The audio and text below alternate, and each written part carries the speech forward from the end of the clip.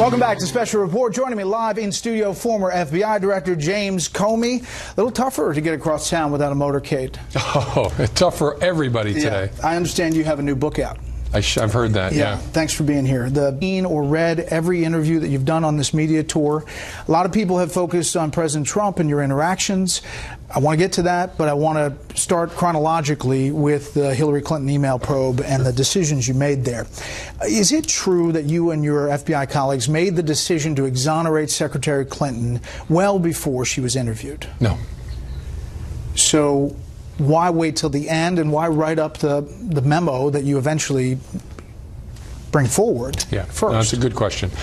Come May, after we've been doing it for about 10 months, I started to, as part of my regular briefing from the investigators, see that their view was it was unlikely to end in a case that the prosecutors at DOJ would bring. Before the interview? Sure. Yeah, because they'd spent 10 months digging around, reading all her emails, putting everything together, interviewing everybody who set up her system. They weren't certain of that result, but they said, look, boss, on the current course and speed, it looks like it's not going to get to a place where the prosecutors will bring it.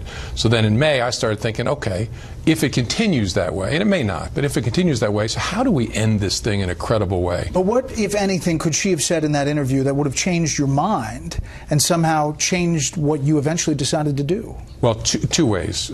First, by lying in a way that we could prove in the interview, or giving us a hook to continue the investigation to see if we could prove a lie, or admitting something that would surprise us about her intent. Now, a lot of folks have asked, good question, about why to do the interview at the end. That's fairly typical for a subject interview in a white-collar investigation. I think you see Special Counsel Mueller taking exactly that approach with the president. But you already knew that she had been telling, whatever you want to say, lies, myths, truths about this investigation and how she handled those emails. Take a listen. Secretary Clinton said there was nothing marked classified on her emails either sent or received. Was that true? That's not true. Secretary Clinton said, I did not email any classified material to anyone on my email. There is no classified material. Was that true? Now, there was classified material emailed. Secretary Clinton said all work-related emails were returned to the State Department. Was that true? No, we found work-related emails, thousands, that were not returned. So it went on. I mean, there were clearly a pattern there, and you had already made your decision. No, I had not made my decision, but I could see what the investigators saw after 10 months. If you don't have a general sense of where you're headed after 10 months of that kind of work, you're not competent. They could see it was unlikely, although not certain, unlikely to get us to a place where they would prosecute it at the Justice Department. And the question was, would she lie to us? What people say in the public forum, in a debate, or in a political campaign is not our business. Our business is, are you going to lie to us? And if you are, and we can prove it, then we're going to prosecute you. You go back to intent a lot, but actually the statute, as it's written, handling classified information, grossly negligent doesn't deal with intent. Well, grossly negligent is an expression of a kind of intent. How were you acting? What was your mental state at the time? You were careful to call it extremely careless, not grossly negligent. Right. I was struggling with the fact that we thought it was not mere sloppiness, but didn't rise to the level of criminal misconduct that the Justice Department would prosecute. So how do you describe that? I probably should have said really sloppy, but I wanted to be honest and say it's above sloppy. It doesn't add up to what the 1917 statute meant when it said grossly negligent is a felony. So why did you allow Cheryl Mills, Secretary Clinton's chief of staff, to sit in on that interview? She was potentially a subject or a target in the investigation. She was a government employee. She wasn't Clinton's attorney, but yet she sits in there and talks with her throughout the interview. Yeah, my understanding was at that time she was one of Clinton's attorneys. She was no longer a subject in our investigation. The agents had scrubbed her conduct very carefully by that point, and she was no longer a subject. But that, again, that's a reasonable question. But the facts are, not a subject, one of Clinton's lawyers. She's entitled to be in an interview. We asked people to tweet in or write in. We have one from J. Harper Wilson. I am a retired FBI agent serving almost 25 years, retiring in 1995 as a senior executive special agent. Please ask Thursday why a grand jury was not used in the Hillary Clinton investigation as would be normally, and why was it run out of HQ? Book did not address. Yeah, the second one I'll take first. It was run out of HQ because it was a case of intense interest. outside to the media, and so to keep it tight, it was worked in the counterintelligence division at headquarters. You can reasonably disagree with that if you're an FBI person. Could have put it in Washington field office, could have put it in New York, but the decision that counterintelligence made was it'll be kept tighter and leak-proof, which it was, in the counterintelligence division. And no grand jury? I'm not allowed to comment on the way in which the grand jury was used. I can say this, though.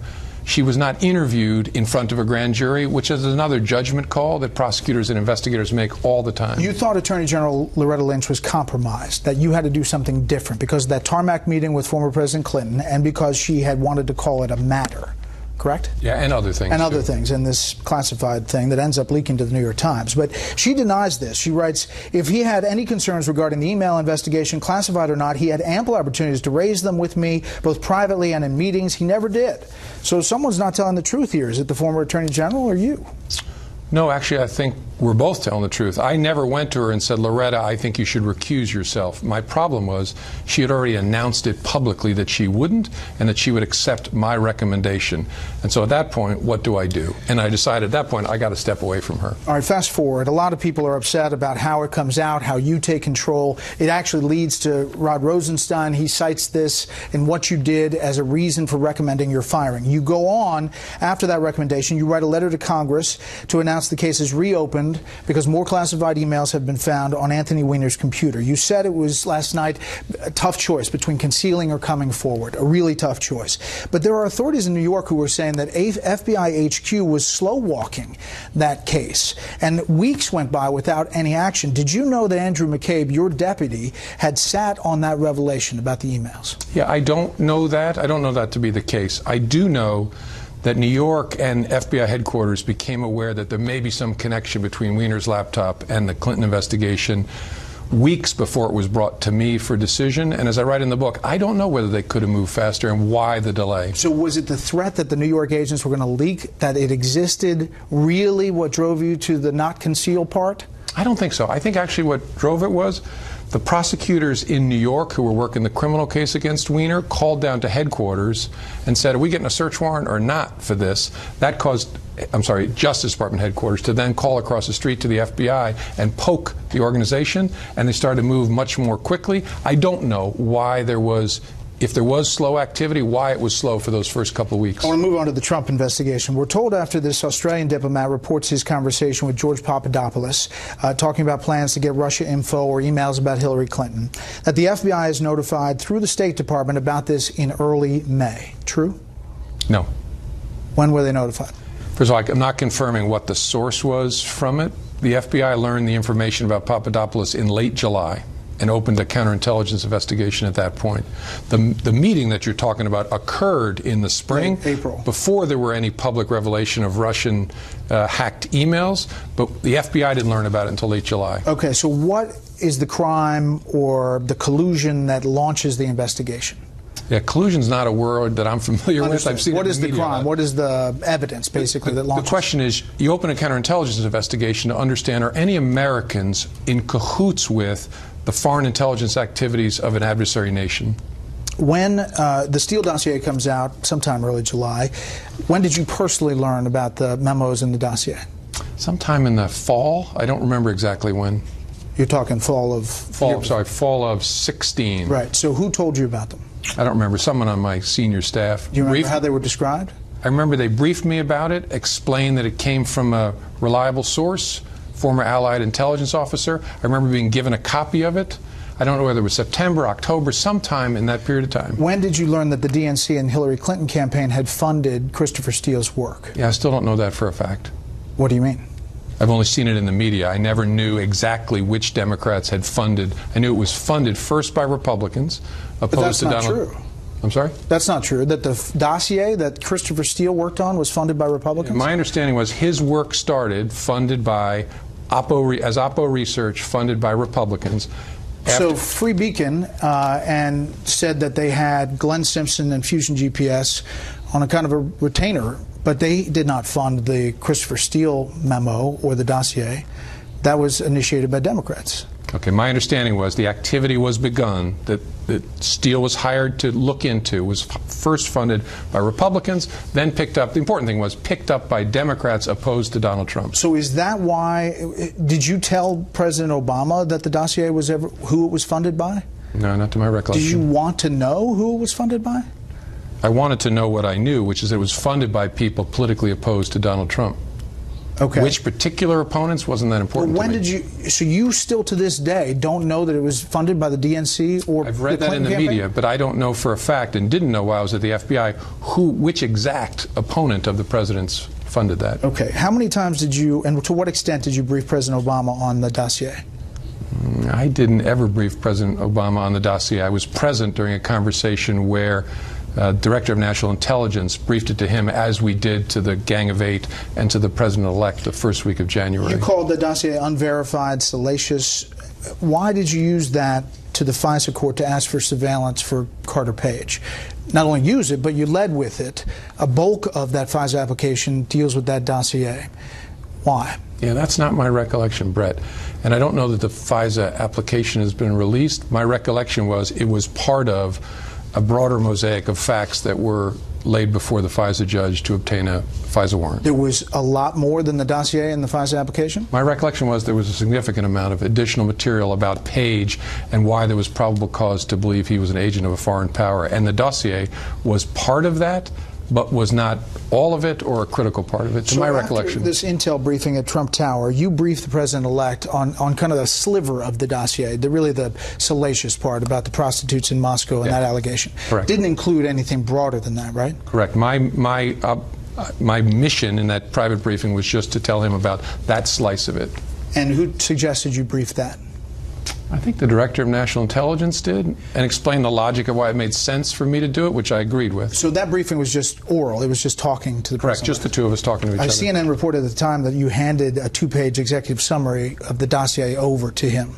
I did not. Did not.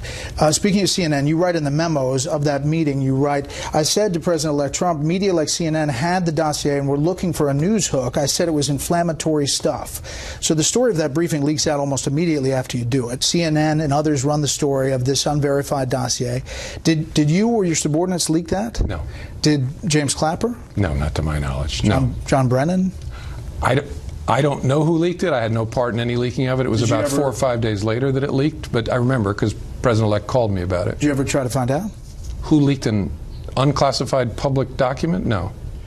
Did you inform the President-elect at the time what you knew about how it was funded or who was behind it? No, I did not. Did you inform him that Christopher Steele had been fired by the FBI? No. Or that he had lied? No, and I didn't know those things at that time anyway. Or that it had been used, at least in part, to get this FISA application to spy on somebody in his campaign? No, didn't come up. Is it fair to say that President Obama and his... Carter Page was in his campaign when the FISA order was obtained in October. Tied to it tangentially? At one point. Okay. Is it fair to say that President Obama and his inner circle knew a lot more about the dossier and the scope of the investigation than President-elect Trump and his team? No, I don't think that's fair at all. You think that they were equal on as far as the briefing? As far as I know, they knew the same set of facts, as did the leaders of Congress. There was no difference between what the FBI told the FISA court and what about the Trump-Russia investigation and what you told the new President of the United States? What the FBI and the FISA application said in October of 2016? I don't remember clearly enough all that's in the FISA application, but we sure didn't lay that out for anybody, President Obama, President-elect Trump, or the leaders of Congress. Okay. A lot of questions about the interactions with President Trump, and your memo is memorializing that. After you're fired on Capitol Hill, we learned this. Take a listen. Now, this is 17. I asked a friend of mine to share the content of the memo with a reporter. Didn't do it myself for a variety of reasons, but I asked him to because I thought that might prompt the appointment of a special counsel. And so I asked a close friend of mine to do it. Who was that? A good friend of mine who's a professor at Columbia Law School. So what specifically did you leak to Mr. Richmond? I sent Mr. Richmond a copy of a 2-page unclassified memo and asked him to get the substance of it out to the media. You call him a good friend and a professor, but you didn't reveal that you had hired him as a special government employee for the FBI. to work on special projects. Why? Because it wasn't relevant. He was an FBI special government employee until February of 2017. Did you have other special advisors like that? No. So what exactly was his job? Two things. His primary focus was on our Going Dark challenge, helping us think through and articulate and fight for access to encrypted communications. And then law enforcement data was a big part of his responsibility. So did you leak other things through Mr. Richmond? Yeah. I'm smiling, Brett. I don't consider what I did with Mr. Richmond a leak. I told him about an unclassified conversation with the president. Okay, but the FBI protocol, you went through this with Anderson last time. I gave him nothing else ever to share with the media. FBI protocol says your own employment agreement with the FBI prohibits, quote, the unauthorized disclosure of any information or material from or related to FBI files or any information acquired by virtue of my official employment without prior written permission from the FBI. Did you have written permission? No, and I didn't consider it part of an FBI file, all the things I talked about with Anderson. You wrote it as an FBI director. It was a work product. No, it was not. It was my personal aide de memoir. You're talking to the president? Sure. I created 2 copies of it, one to keep in my personal safe at home, and I left another one with the FBI so the Bureau could always have access to it. But I always thought of it as mine, like a diary. Who else did you give, leak, or whatever you want to call it, the memos to? Give is what I prefer. Yeah, the memos to. I gave the memos to my legal team after I gave them to Dan Richmond, after I asked him to get it out to the media. And gave 4 memos to my legal team. Which included Patrick Fitzgerald? Patrick Fitzgerald. He was a legal team at that time? Correct, sure. And David Kelly. And Dan Richmond. Okay. You said in the memos, I said, I don't do sneaky things, I don't leak, I don't do weasel moves. But, I mean, we can argue what a leak is, but that's a leak, isn't it? It's not. Okay. Here's what you told Chuck Grassley about leaking. Director Comey, have you ever been an anonymous source in news reports about matters relating to the Trump investigation or the Clinton investigation? Never. Has any classified information relating to President Trump or his associates been declassified and shared with the media? Not to my knowledge. So at what point were you made aware that some of the information was classified by the FBI? Which information? In the memos. Oh, yeah, I don't know, sometime after I was fired, the FBI apparently made a decision that there were some words in at least 2 of the memos, maybe 1, I think 2, that were diplomatically sensitive. And so my lawyers returned them to the FBI. But that testimony was truthful, and I stand by it. I was hoping you were going to ask me that. I was. It's truthful. I want to play what the president said today about you on this channel. Look, Comey is a leaker, and he's a liar. And not only on this stuff, he's been leaking for years. He's probably been using his friend, the so-called professor, who now turns out to have FBI clearance, which he never said. He even lied about that because he never said that in Congress. He said he gave it to a friend. And he gave it to a friend to leak classified information. It's all classified. It was totally classified. So he did an illegal act. And he said it himself, in order to get a special counsel against me. Reaction to that? He's just wrong. Facts really do matter, which is why I'm on the show to answer your questions. That memo was unclassified then. It's still unclassified. It's in my book.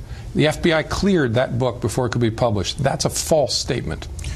What about not telling Congress that he was an agent for you or worked at the FBI or somehow was some employee, that you had 35,000 FBI employees? But none of that was true.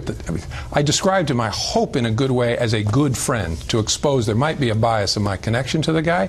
He had left his FBI job months earlier, and so there's lots of other connections. I know him because we were prosecutors together. I didn't mention that. I taught with him at Columbia. I didn't mention that. I think I offered the Congress a fair picture of my connection to the guy. Okay, Director Comey, stand by if you would. More with the former FBI director after a quick break, including the reaction to Andrew McCabe, those infamous text messages. We're learning more about them today, and the future of the FBI.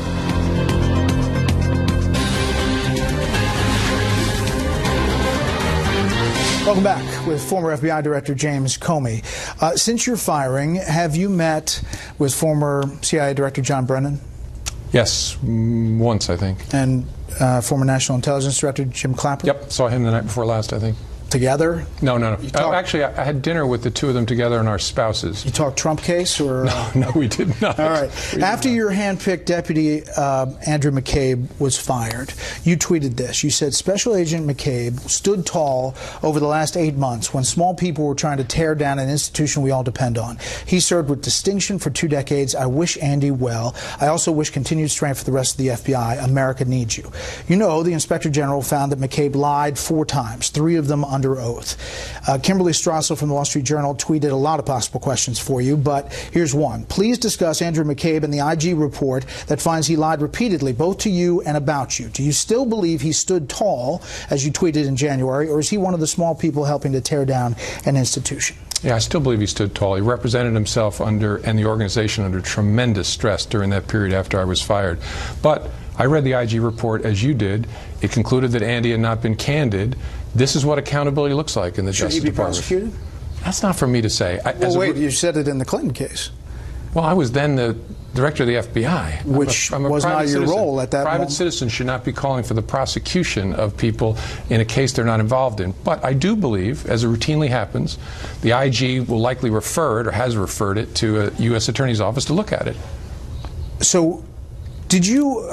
You see the disparity here where people look at how the Clinton case was handled and how the Trump case is handled. Did you tell lawmakers... I don't see disparity, Did you tell lawmakers that FBI agents didn't believe former National Security Advisor Michael Flynn was lying intentionally to investigators? No. You did not tell And I saw them. that in the media. I don't know what. Maybe someone misunderstood something I said. I didn't believe that and didn't say that. About the controversial text messages, we just received a lot more up on Capitol Hill today. If you knew back then, when you were in charge of the investigation, and you saw those texts between Peter Strzok and Lisa Page, the level of animus they had against President Trump, what would you have done? I'd have removed both of them from any contact with significant investigations. So shouldn't their work... Including those involving anybody connected to President Trump, but beyond that. Because it's just such poor judgment. Shouldn't their work product then be questioned? Sure, it's a reasonable question to ask. So they were bad-mouthing everybody, including the candidate Trump. So Peter Strzok interviews Hillary Clinton, deals with the bleach bit and the server and Cheryl Mills, all of that, interviews Michael Flynn, and is integral in this whole case. But he's one of many other people involved in all the things you just ticked off. It's a reasonable question to ask, and I can tell you this. When I saw the text, I was deeply disappointed in them, but I never saw any bias, any reflection of any kind of animus towards anybody, including me. I'm sure I'm bad-mouthed in those texts. I'm just not going to read them all. Never saw it, but that's why we had such a big team of people. Well, you were in charge. To bang on each other. So the buck stops with you. Of course. Okay. Of course, I'm responsible. Jonathan tweeted in, what was the insurance policy Deputy Director McCabe, Strzok, and Page were discussing in his office? I have no idea. Any clue? The problem I had reading the text, I'm sure you've had the same challenges. If anybody pulled any of your listeners' texts or viewers' texts and there's no context, it's hard to figure out what they're talking about. So There's a lot of text. There's a lot of context with those guys. Well, the ones I've looked at, I've had a hard time figuring out. This morning, the president also said this on Fox and Friends. You look at the corruption at the top of the FBI, it's a disgrace. And our Justice Department, which I try and stay away from, but at some point I won't. What do you think he meant there? I don't know. I hope he didn't mean that he's going to decide by executive fiat to direct the actions of what is supposed to be an impartial law enforcement function. Lady Justice has a blindfold. It should stay on. Did the Inspector General interview you about your handling of the memos? Sure, yeah. Has already. And I expect a report from them, not on the handling of classified information, because that's frivolous, but on, did I comply with policy? Did I comply with my employment agreement? You said you didn't leak, but there's a New York Times story in April 2017 that first reported the Lynch email. You didn't write about it here in this book because you said it's classified. The New York Times wrote a lot about it. Did the FBI Public Affairs coordinate that story? Not to my knowledge, and I'm not going to comment on any stories because I'm not allowed to confirm or deny classified information. All right, in the infamous Oval Office meeting with President Trump, when you asked you to stay behind one-on-one, you write in the book that you felt awkward. You didn't like it.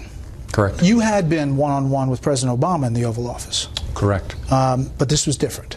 Yeah, because he booted out the Attorney General of the United States who was lingering trying to stay. As opposed to the presidential photographer who President Obama boots out. Sure. Okay, so you say you didn't push back when he said he hoped you could see your way clear of letting Flynn go, that he was a good guy, hope you can let it go. You said you didn't push back and that he should have known that he couldn't do that. All right, so let's assume that's true, that he should have known that. Is it possible there was another reason why you didn't push back, and that is that you wanted to keep your job?